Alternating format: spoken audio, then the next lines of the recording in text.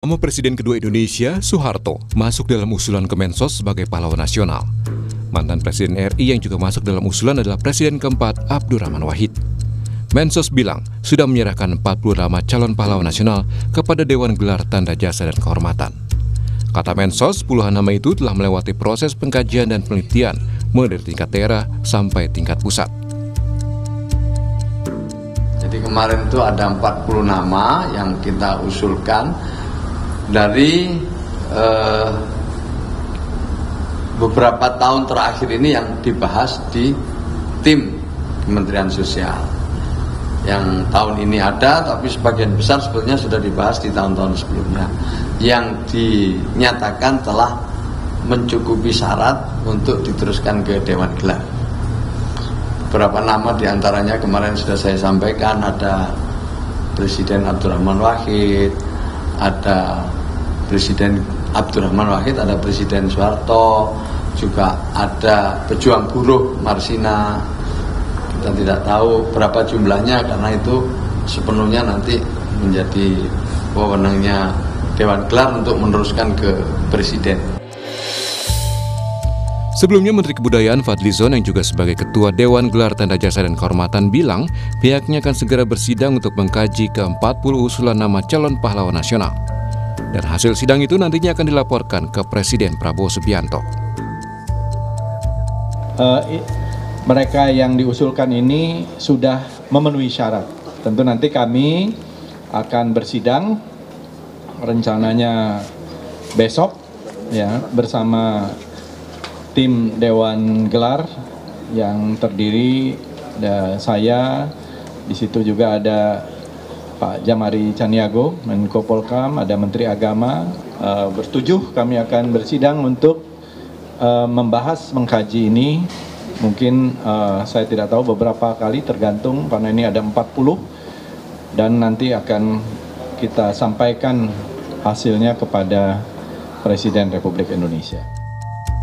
Berdasarkan pasal 24 Undang-Undang Nomor 20 Tahun 2009 tentang gelar tanda jasa dan kehormatan, syarat menjadi pahlawan nasional harus memenuhi syarat umum dan syarat khusus bagi seseorang yang sudah meninggal dunia. Secara umum, syarat jadi pahlawan nasional harus WNI atau seseorang yang berjuang di wilayah NKRI, memiliki integritas moral, setia dan tidak mengkhianati bangsa dan negara, dan tidak pernah dipidana penjara berdasarkan putusan pengadilan. Lalu syarat khusus jadi pahlawan nasional diberikan kepada seseorang yang telah meninggal dunia dan yang semasa hidupnya pernah melakukan perjuangan bersenjata, politik, atau perjuangan dalam bidang lain untuk mewujudkan persatuan dan kesatuan bangsa. Tidak pernah menyerah pada musuh dalam perjuangan, melakukan pengabdian dan perjuangan di sepanjang hidupnya, pernah menghasilkan karya besar yang bermanfaat bagi harkat dan martabat bangsa, dan melakukan perjuangan yang berdampak nasional.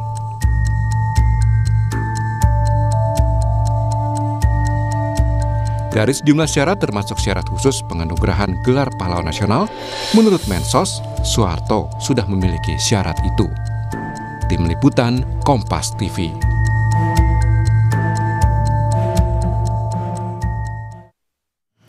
Usulan Presiden kedua Indonesia Soeharto untuk mendapat gelar pahlawan nasional menuai pro dan kontra lagi.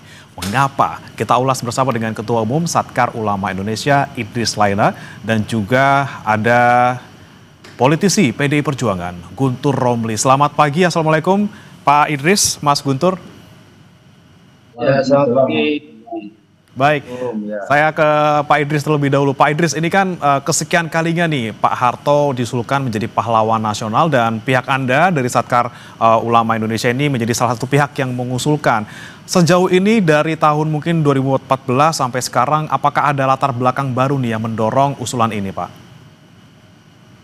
Ya, jadi pertama tentu kami mengapresiasi atas usulan Bapak mantan Presiden Soeharto sebagai mendapatkan gelar pahlawan nasional.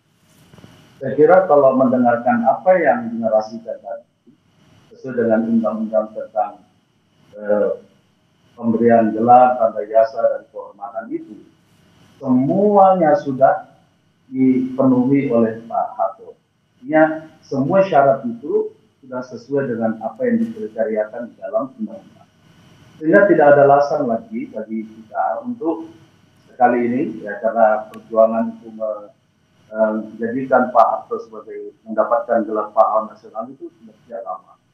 Tidak ada alasan bagi kita kali ini untuk tidak memberikan gelar pahlawan nasional buat Pak Harto. Oke, Pak Idris, kalau untuk syarat-syarat utama yang mungkin paling bisa membuat Pak Harto ini layak untuk diberikan gelar pahlawan nasional apa, Pak Idris? Ya, saya kira kalau di dalam undang-undang menyebutkan bahwa yang pernah memberikan pengabdian, dharma bakti, karya yang luar biasa kepada bangsa. Kalau bicara tentang itu, Pak Harto saya kira selama memimpin 32 tahun bangsa ini, saya kira tidak ada yang mempertanyakan karya yang luar biasa. Apalagi yang diminta dari seorang mantan Presiden Soeharto. Beliau, jangan lupa, beliau itu perjuangannya bukan hanya pasca kemerdekaan, sebelum kemerdekaan, kemudian setelah kemerdekaan. Kita bisa lihat selama bagaimana menjadi Presiden Republik Indonesia, pembangunan nasional, sehingga beliau diberikan gelar pahlawan sebagai bapak pembangunan. Kemudian kita lihat bagaimana pembangunan nasional, khususnya beliau bisa mengisi kemerdekaan pasca Bung Karno memerdekakan bangsa kita, Republik Indonesia. Baik. Saya ke Mas Guntur. Mas Guntur, ini kan PDIP menjadi salah satu pihak yang menolak keras soal pemberian gelar pahlawan kepada Soeharto gitu ya. Apa alasan utamanya mungkin Mas Guntur selain ada isu HAM di sana? Ya, terima kasih Mas. Jadi begini, ini kan pengusulan nama Pak Soeharto, ini kan setiap tahun selalu menimbulkan kontroversi di masyarakat. Jadi kita seperti diajak ribut tahunan gitu. Padahal kan masih banyak calon-calon pahlawan yang lain dan yang lebih sepuh, yang lebih tua, yang katakanlah tidak menimbulkan kontroversi di masyarakat. Jadi kami sebenarnya ingin mengajak, ya calonkanlah nama-nama yang memang tidak menjadi kontroversi di masyarakat. Masih banyak dari wilayah-wilayah lain di Indonesia ya yang memiliki tokoh-tokoh yang sudah lebih dahulu yang jelas, misalnya soal melawan terhadap penjajahan, lebih layak mereka. Itu yang pertama. Kemudian yang kedua, ketika misalnya Pak Soeharto nanti dicalonkan sebagai pahlawan atau ditetapkan menjadi pahlawan, lantas bagaimana dengan gerakan reformasi mahasiswa 98 yang waktu itu menggulingkan beliau? Soeharto pahlawan, mahasiswa 98 adalah pengkhianat, adalah penjahat, kan gitu. Kita bisa memahami seperti itu. Karena kan kalau di seberang sana ada pahlawan, berarti di seberang yang lainnya pasti ada yang disebut dengan penjahat, disebut dengan pengkhianat, yang disebut dengan penjajah. Jadi ini akan menjadikan kontroversi. Yang selanjutnya, terus yang ketiga menurut kami juga adalah banyak sekali persoalan-persoalan kasus pelanggaran hak asasi manusia di zaman Orde Baru, dan itu sudah ditetapkan sebagai pelanggaran HAM berat, pelanggaran HAM ya, oleh negara, oleh pemerintah ketika zamannya Pak Jokowi ya. Ini kan harusnya itu yang lebih dahulu diselesaikan. Karena segala pelanggaran hak asasi manusia zaman Orde Baru ujung-ujungnya kan tetap kepada presidennya waktu itu. Jadi kami itu ingin mengajak, ya tentu saja ini kan keputusan semuanya ada di pemerintah ya, yang mereka yang bisa memberikan gelar pahlawan. Tapi marilah kita itu mencalonkan tokoh-tokoh yang tidak menjadi kontroversi di masyarakat, yang bisa diterima oleh semua pihak. Kita kedepankan tokoh-tokoh yang dari 40 nama kita lihat di situ nama-nama yang lain juga luar biasa menurut kami, yang mereka lebih layak lah ya. Karena kan kalau bagi kami sendiri juga, bagi saya pribadi ya, yang sebagai orang katakanlah pengagum Gus Dur, saya kok juga ngelihat ini kok ada semacam barter gitu ya. Pak Harto menjadikan presiden, tapi Gus Dur dan Marsina itu juga dijadikan pahlawan. Pak Harto sebagai pahlawan, terus Gus Dur dengan Marsina ini kok ada semacam barter. Karena kan kita lihat kan Gus Dur dan juga Marsina itu kan tokoh-tokoh yang perlawanannya luar biasa di zaman Orde Baru. Ya. Bagaimana tokoh-tokoh ini yang katakanlah berkonfrontasi zaman Orde Baru, kemudian semuanya diangkat menjadi pahlawan. Padahal kan dalam logika kita ya, kalau ada pahlawan itu ada pengkhianatnya, ada penjahatnya. Jadi agak miris juga kalau kami melihat kami juga nggak pernah menuntut Gus Dur menjadi pahlawan, bela tetap menjadi pahlawan rakyat ya, meskipun tanpa katakanlah gelar nasional ataupun juga Marsina, tetap pejuang bagi buruh, pahlawan yang harus diperingati ya, tanpa harus simbol-simbol formal itu. Ada jadi, kontradiksi di situ ya Pak ya, Mas Guntur ya? Itu, jangan kontroversi ya. Ada kontradiksi di sana, ada anti hero dan juga hero yang diajukan menjadi pahlawan nasional ya? Ya, lebih baik ya carilah tokoh-tokoh yang nggak bikin kontroversi. Begitu. Baik. Kemudian Pak Idris, ini kan lagi-lagi yang menjadi salah satu alasan penolakan gelar pahlawan nasional untuk Soeharto adalah salah satunya isu pelanggaran HAM seperti itu. Kontroversi yang juga masih ada di masyarakat luar biasa. Seperti apa Pak Idris? Jadi pertama mindset kita itu harus kita luruskan ya. Jadi pertama, pemberian tanda gelar itu bukan berarti mengadili seseorang. Kalau mengadili seseorang, sekecil apapun kesalahannya itu bisa menjadi penyebab untuk dia diberikan punishment. Tapi kalau tanda gelar yang diatur di dalam undang-undang menyebutkan seseorang itu, ya, saya kira seseorang yang telah memberikan tanda jasanya, pengabdiannya, kemudian cara menakarnya gampang. Sebesar apa yang telah dilakukan, pengabdian yang telah diberikan dibandingkan kesalahannya misalkan, nah itu bisa menjadi pertimbangan. Oke, ini layak untuk mendirikan tanda gelar. Kita ingat Bung Karno dulu. Bung Karno juga mendapatkan penolakan, tapi Golkar termasuk yang mendorong untuk Bung Karno kita berikan tanda gelar. Jadi karena tanda gelar itu sekali lagi itu bukan penghakiman, ini adalah memberikan penghargaan kepada seseorang. Penghargaan ukurannya seberapa besar kebaikan, seberapa besar pengabdian yang diberikan dibandingkan mungkin kesalahan. Tapi pertanyaannya begini, kesalahan seperti apa sebetulnya? Begini, saya kebetulan mantan ketua fraksi Partai Golkar MPR Republik Indonesia periode yang lalu. Ya, saya ingin menjelaskan. Memang dulu ketika Pak Harto diajukan untuk menjadi pahlawan nasional, memang terganjal adanya TAP MPR nomor 11 tahun 1998. Mana pasal 4 itu mengatur tentang ada menyebutkan nama Pak Harto secara eksplisit.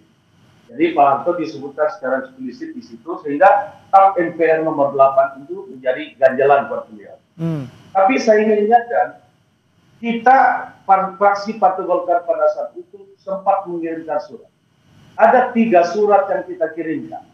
1 mengenai Bung Karno, yang kedua mengenai Pak Harto, yang ketiga mengenai Abdurrahman Wahid, presiden kita. Tiga-tiganya kita berikan apresiasi kepada beliau dan kami diminta untuk diluruskan sejarah ini. TAP MPR ini tidak boleh menjustifikasi seseorang melakukan kesalahan. Apalagi itu diberikan di dalam TAP MPR nomor 11 yang bersifat reguli. Menjadi regulasi bagi seluruh rakyat Indonesia. Nah, surat yang ditulis oleh Partai Golkar, saya sengaja memang menulis di dalam surat Partai Golkar itu nomor 22 tahun 2024, kami mengingatkan persoalan Pak Harto ini sudah selesai. Kenapa sudah selesai? Karena beliau sudah melaksanakan kewajibannya sebagai warga negara Indonesia dan kasusnya telah diberhentikan pada tanggal 27 Januari 2008. Dan yang kedua, Kejaksaan Agung telah membuat keputusan untuk SK3 jadi 2006 yang menyatakan persoalan Pak Harto sudah selesai. Yang kedua, surat jawaban dari MPR ini ya, pada tanggal 24 September 2024, pimpinan MPR termasuk di dalamnya ada PDI Perjuangan dan lain sebagainya, semua memberikan jawaban bahwa masalah Pak Harto sudah selesai dilaksanakan. Nah, yang kedua, TAP MPR nomor 11 itu juga di TAP MPR nomor 1 juga sudah memberikan jawaban bahwa TAP MPR nomor 1 2003 ini, yang ketiga ini tentang penyelenggaraan negara yang bebas korupsi, kolusi, nepotisme itu sudah dilaksanakan. Dan kemudian turunnya undang-undang. Ada 4 undang-undang yang mengatur tentang ini. Jadi persoalan Pak Harto persis semuanya sudah selesai dilaksanakan. Oke, baik, kami tangkap Pak Idris. Saya mau ke Mas Guntur lagi. Mas Guntur, ini tadi disebutkan oleh Pak Idris, ada jasa yang luar biasa besar dari Pak Harto untuk Indonesia khususnya, walaupun ada kesalahan di sana gitu ya. Dan kemudian tadi terkait dengan TAP MPR soal Soeharto yang kemudian dicabut. Seperti apa, Mas Guntur? Saya kira begini, Mas. Apapun ya gelar kehormatan yang diberikan, itu kan tidak mengubah sejarah yang sudah terjadi, fakta-fakta sejarah. Ya sampai saat ini pun Presiden Soeharto kan tetap disebut sebagai presiden kedua, dan itu kan tidak akan mengubah sejarah ya, kenyataan bahwa fakta sejarahnya seperti itu. Apa yang beliau lakukan pada zaman Orde Baru, tetapi pada sisi yang lain ada sisi-sisi gelap yang juga harus kita akui, yang juga harus tetap diingat oleh masyarakat yang sampai sekarang itu ya masih terasa korban pelanggaran HAM, masih melakukan aksi kamisan, ya kan? Kemudian juga peristiwa-peristiwa yang lain. Jadi jangan sampai gelar kepahlawanan itu memutihkan ada sisi gelap yang harusnya generasi sekarang juga harus pelajari. Itu yang kami khawatirkan. Ya padahal tokoh-tokoh yang lain, ya, yang di daerah yang belum mungkin dikenal, ya karena tidak populer, tapi mereka kontribusi perjuangannya sangat besar terhadap negeri ini, lebih layak menjadi panutan, ya, menjadi sebagai gelar pahlawan. Kenapa? Nanti ada kecenderungan, nanti pada akhirnya orang mantan presiden ya, di Indonesia ini akan menjadi pahlawan nasional semua. Kalau misalnya kita hanya bicara soal sebagai mantan presiden misalnya. Yeah. Jadi menurut kami kita kembalilah kepada kualitas, pada tokoh-tokoh yang tidak menjadi kontroversi di masyarakat, yang mungkin juga harus menjadi tauladan kita bersama, ya dan kita bukan ingin melanjutkan soal kebencian, enggak, ini persoalan kita ingin memilih tokoh, memilih pahlawan ya yang tidak menjadi kontroversi di masyarakat, ya. Dan saya sendiri juga sebagai orang Gus Durian juga tidak pernah menuntut ya negara mengakui Gus Dur sebagai pahlawan, tapi kami sangat akan miris kalau nama beliau dicalonkan hanya untuk dijadikan barter dengan Presiden Soeharto ya sebagai pahlawan, apalagi tambah lagi sekarang itu dengan Marsina ya. Bagi kami janganlah menjadikan gelar pahlawan ini sebagai barter politik ya kan, kemudian ada tujuan yang lain. Tapi benar-benar kita mengakui, mengangkat sosok tokoh yang benar-benar bisa menjadi pahlawan kita bersama tanpa ada kontroversi. Mas Guntur, ini kan ada 40 nama yang diajukan selain Pak Soeharto, ini jadi salah satu dari 40 itu. Memang nanti kan belum tentu semuanya akan diterima gitu ya, ada beberapa yang mungkin hanya akan memenuhi syarat kemudian diangkat jadi pahlawan nasional tergantung Pak Presiden Prabowo Subianto. Ini kan sudah ada nama banyak yang diusulkan. Kenapa kemudian Pak Harto nggak boleh masuk juga, Mas? Pertanyaannya kalau sudah ada banyak nama yang lain, kenapa nama Presiden Soeharto tetap dipaksakan untuk diusulkan, Mas? Padahal kan kita tahu itu kan hanya bikin kontroversi, bikin perdebatan di masyarakat dibanding tokoh-tokoh yang lain. Misalnya kalau di kami ya, di kalangan NU kayak Bisri Samsuri lah, ya, lebih layak secara senioritas, secara ketokohan misalnya dibanding Kiai Haji Abdurrahman Wahid. Ya, kita harus akui, ya kan? Ataupun juga ada Kiai Mahrus Ali yang ada dari Lirboyo yang lebih sepuh. Ya kalau secara kita bicara soal senioritas ya, bukan siapa yang pernah menjadi presiden, katakan seperti itu. Ya masa nama Gus Dur dimasukkan lagi hanya untuk jadi barter dengan Presiden Soeharto. Ini yang tidak kami terima. Padahal untuk di kalangan kami, kalangan pesantren, kalangan NU, ada kiai-kiai sepuh yang jelas berjuang melawan penjajah, yang lebih senior dari Gus Dur, mereka yang lebih layak untuk diberi gelar sebagai pahlawan.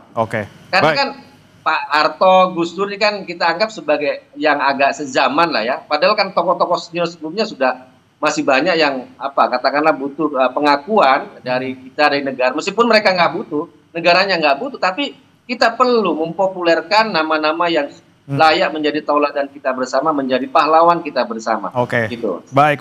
Saya terakhir nih ke Pak Idris. Pak Idris, lagi-lagi ada titik noda gitu ya, paling tidak yang kemudian dinilai banyak pihak ketika nanti Pak Soeharto ini dijadikan pahlawan nasional. Ada yang bilang juga dari koalisi masyarakat sipil bahwa ketika nanti gelar pahlawan nasional diberikan kepada Soeharto, ini menjadi penguatan impunitas pelanggaran HAM. Seperti apa, Pak Idris, terakhir? Jadi begini. Pertama saya ingin meluruskan, saya tidak setuju kalau ada pikiran tadi bahwa seolah-olah ini barter. Bagi saya, bagi kita, bagi seluruh rakyat Indonesia menurut saya, Pak Harto ini tidak perlu barter-barter, memang jasanya sangat terasakan seluruh rakyat Indonesia, pengabdian, kemudian karya yang luar biasa yang diberikan kepada bangsa ini. Jadi memang beliau itu layak. Even sendirian pun diajukan pantas. Itu satu. Nah yang kedua, saya tadi mengulang kembali bahwa yang kita memberikan itu kan tanda jasa. Jasa itu diberikan ukurannya adalah seberapa besar manfaat yang diberikan dibandingkan mudarat. Nah, saya kira kalau bicara tentang Pak Harto, wah jasanya luar biasa. Nah yang ketiga, ini yang harus kita luruskan juga. Saya selalu bertanya, selalu disebutkan Pak Harto sebagai pelanggar HAM. Saya ingin bertanya kepada siapapun, boleh dijawab. Institusi apa yang punya otoritas untuk itu yang pernah menyebutkan Pak Harto melanggar HAM? Artinya putusan, bukan kalau hanya sekedar ada lembaga swadaya atau menyebutkan bahwa Pak Harto melanggar HAM atau perorangan, itu kan tidak bisa menjadi ukuran. Tidak ada satu putusan apapun yang pernah diterbitkan baik di dalam negeri, diputuskan di dalam negeri maupun di luar negeri tentang Pak Harto melakukan pelanggaran. So apalagi yang perlu dilakukan? Karena ya Bapak Ibu sekalian, saya cuma ingin mengatakan, rasanya kita sudah harus menghilangkan dendam sejarah kita. Kita sudah harus meluruskan bangsa kita ke depan supaya anak bangsa menikmati sebagai bangsa yang berbudi luhur, yang penuh pengertian khususnya terhadap para pahlawan nasional kita. Terima kasih. Baik, tentunya ini kita nantikan nanti Dewan Gelar Tanda Jasa dan juga Tanda Kehormatan bagaimana kemudian membahasnya dan nanti akan diajukan ke Pak Presiden dan seperti apa nanti kemudian keputusan Pak Presiden Prabowo Subianto, siapa yang akan mendapatkan gelar pahlawan nasional ini kita nantikan bersama-sama. Terima kasih Pak Idris Laina, Ketua Umum Satkar Ulama Indonesia dan juga Mas Guntur Romli, politikus PDIP telah bergabung bersama kami di Sapa Indonesia Pagi. Terima kasih.